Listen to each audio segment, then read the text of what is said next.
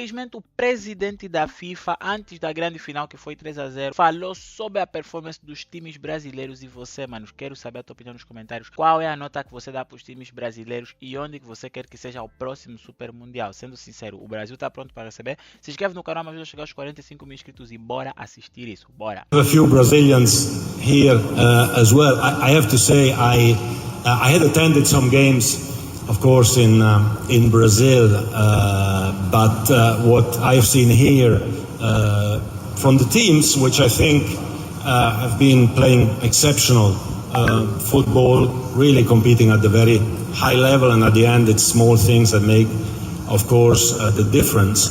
But having seen the fans as well celebrating in the stadiums, singing for like an hour before the game, 90 minutes during the game, and an hour after the game as well, cheering for their team. Always, positive. This is what I like. That's why I would like to bring to all of this a positive spirit. We bring, people are happy when they come. We shouldn't put it down. We have to make them even more happy. And the joy that the Brazilian teams, I can see he's smiling, that they bring has been incredible. I watched the first game in Miami, then I moved back to Brazil, and then in Brazil I saw this amazing enthusiasm with the World Cup. We had 4 teams. This is a big thing for us as well. So Palmeiras, Botafogo, Fluminense, and Flamengo. And we saw them beating the European clubs. That was a big challenge for us because the past and the intercontinental games.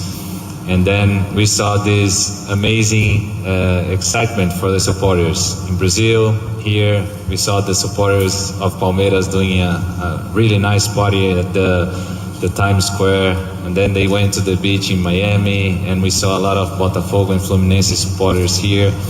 And in Brazil, this big hype. So for us, it was really nice to see that and see how the Brazilians get involved with this tournament. For us, the FIFA Club World Cup is a huge thing. And then I had an opportunity to participate in 2 of them, small one. So I wish I could participate in something like this, a big one.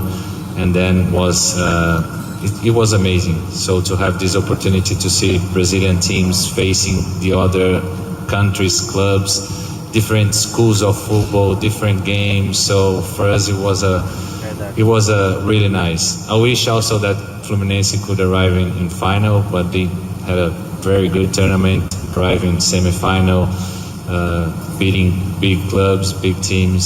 So as a Brazilian, I can say that we are very happy with this tournament. It would not work, it would be a flop, nobody's interested. Well, I can say that we generated over 2 billion, almost 2.1 billion revenues with this competition for 63 matches. That makes an average of $33 million per match. There is no other club competition in the world today that comes anywhere close to a value of $33 million per match. So it is already the most successful club competition in the world from all different measurements. And look at the final. The final tomorrow between Chelsea and Paris Saint-Germain, 2 fantastic teams who performed extremely well. By the way, both of them lost 1 match in this competition.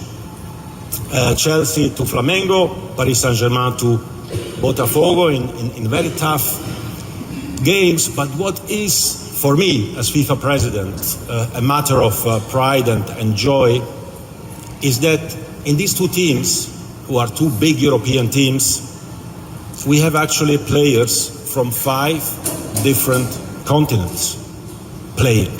We have Asians, we have Africans, we have South Americans, we have North Americans, and of course, we have Europeans. So 5 continents are present in the final and can win many, for the first time in their history, a World Cup. This trophy, the FIFA Club World Cup. And this is a source for immense pride, not only for FIFA, of course, for football, for these countries, for these continents who are present in the biggest event.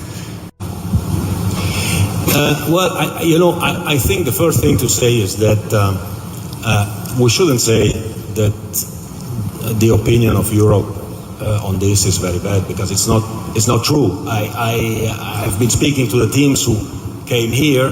They've all been happy to come here. To the fans who came here, they've all been happy to come here.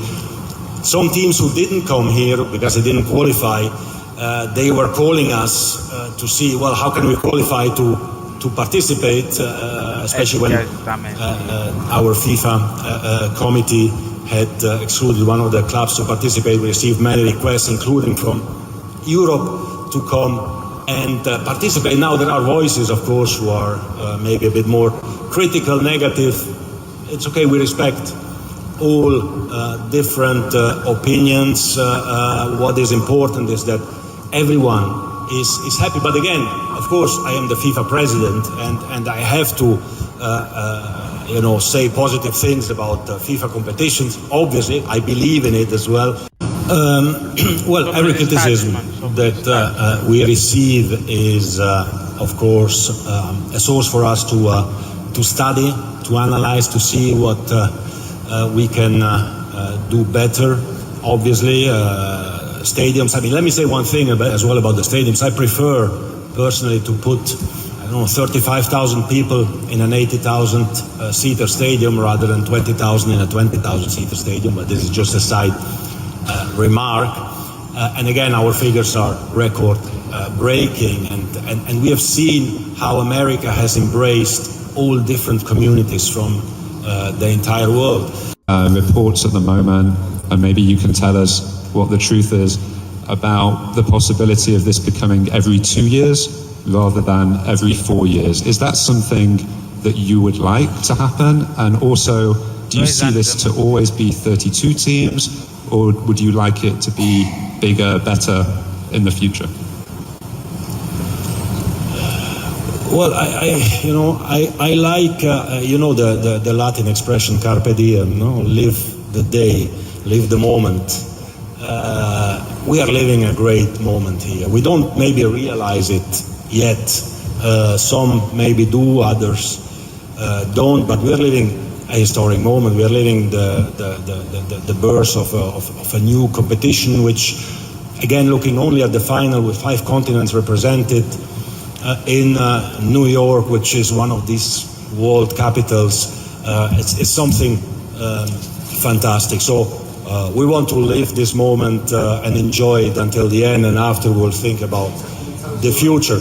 Now, the future will be, we will see what the future will bring us. Of course, we'll make this better. We have received some justified criticism as well, some things we can and we should improve about participation. I was hearing, why are there 4 Brazilian teams and only 2 English teams, for example, right? Because the 4 Brazilian teams won the Copa Libertadores, okay, but should the limit by country not be 4 then? If it is every 4 years instead of 2, and we should have 4 English teams or 4 Spanish teams or 4 Italian teams, whatever, if they or Germans if they qualify. So there are many elements that we can think about, but we will even just start thinking about it only later on. For now, we go ahead with this, and then 29, and then we will see. Manos, foi uma grande entrevista que deram e o Chelsea obviamente venceu. E, manos, os únicos times que venceram o Chelsea e o PSG são os times brasileiros, e eles mesmo falaram, manos, que os times brasileiros têm que ser respeitados. E, manos, vamos admitir que foi um grande torneio, foi um grande momento dos times brasileiros. Eu sinceramente não esperava, e agora é esperar para as novas competições começarem. Pré-temporada acabou, os jogadores vão começar em podcasts e vai acontecer um monte de coisas. Agora é só esperar e ver quem vai começar a vencer as próximas competições. Grande jogo do Chelsea, tem que admitir. Jogou muito 3-0 no PSG, hoje não está fácil, sinceramente, e foi barato, foi pouco.